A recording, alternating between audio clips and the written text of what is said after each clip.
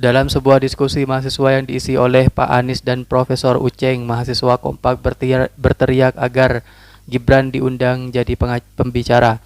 Dan itu ditanggapi serius oleh Anies. Apa iya Wapres bisa berdebat atau berikan materi kepada mahasiswa? Selain itu, aksi pemakzulan Gibran kembali terjadi di Istana Wapres, di mana Rizal Fadilah terlihat sebagai orator. Sementara Rocky Gerung bilang isu ijazah dan pemakzulan memang sengaja terus dimainkan oleh Jokowi sendiri. Kuliah umum berikutnya, tadi kalian sudah sepakat mau dipanggil siapa? Gibran. Oke, Gibran katanya. Bagus itu. Bagus, mudah-mudahan. Menurut saya bagus kalau ya. Insya Allah nanti kita coba kerjakan. Teman-teman sekalian, selain Gibran ada nama lain?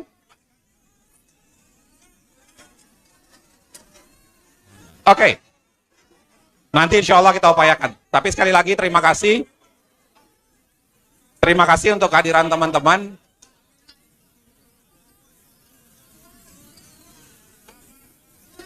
Mas Anies, boleh Mas Anies berdiri di sini nanti difoto dari depan.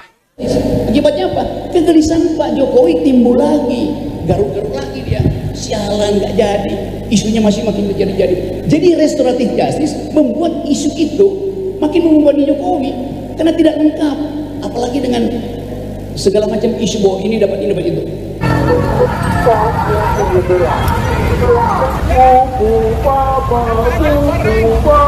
Gibran cacat konstitusi, Gibran cacat demokrasi, dan juga Gibran cacat edukasi. Berarti maksudkan Gibran. Mas Anies, saya persilahkan untuk menutup 1 sampai 2 menit penutup dari Mas Anies. Monggo Mas Anies. Pertama soal mahasiswa aja. Soal mahasiswa, jadilah mahasiswa yang sibuk. Jangan jadi mahasiswa yang waktunya longgar. Jadi mahasiswa yang kekurangan waktu. Mahasiswa yang kekurangan waktu insya Allah berada di jalan yang lempang.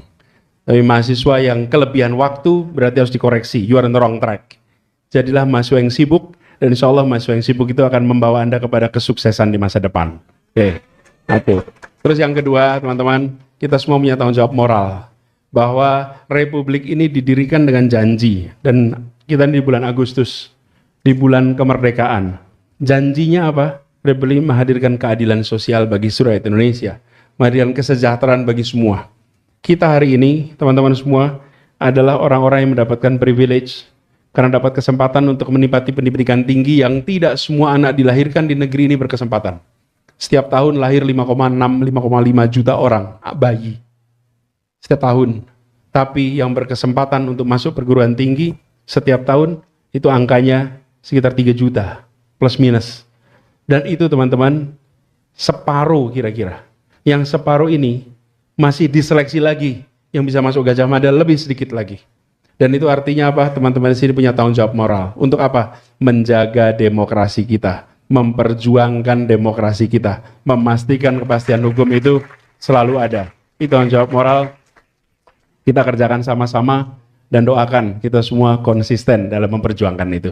Terima kasih, selamat belajar, selamat bekerja.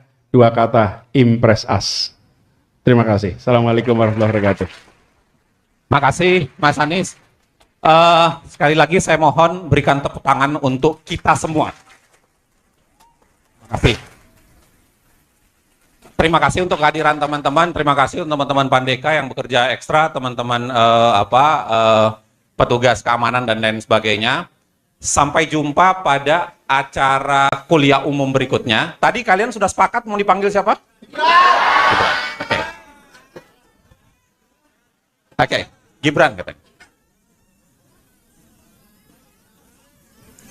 Bagus itu. Bagus, mudah-mudahan. Menurut saya bagus kalau ya.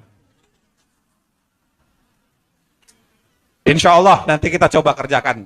Teman-teman sekalian, selain Gibran ada nama lain?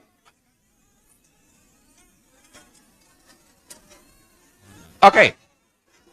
Nanti insya Allah kita upayakan. Coba kita hubungkan antara kegelisahan Pak Jokowi sebelum ada restoratif justice dan setelah dimungkinkan 2 orang mengajukan restoratif justice secara terbalik. Di mana kita pantau kondisi restoratif dari segi hukum dan dari segi psikologi. Apakah setelah dua kawan ini mengajukan restoratif justice, kesehatan Pak Jokowi restore? Kan itu ukurannya. Jokowi membutuhkan restoratif justice untuk restore penyakitnya itu, kesehatan rohani. Makin gejala epidermis Pak Jokowi itu makin meningkat. Kenapa? Yang dapat kegairahan restoratif cuma 2 individu, yang lain menolak restoratif justice. Gibran disinggung, Jokowi dinilai sengaja mainkan emosi publik soal ijazahnya. Rocky Gerung kejam.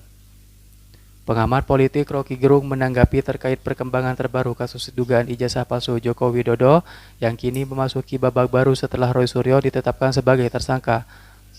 Rocky menilai langkah hukum ini membuka jalan menuju pengadilan, padahal langkah tersebut justru dinilai sengaja dihindari oleh Jokowi, lantaran dia tak ingin menunjukkan ijazahnya kepada publik. Menurut Rocky Gerung, terseretnya kasus ini ke meja hijau akan memaksa Jokowi memberikan respon terbuka terkait ijazahnya di hadapan publik.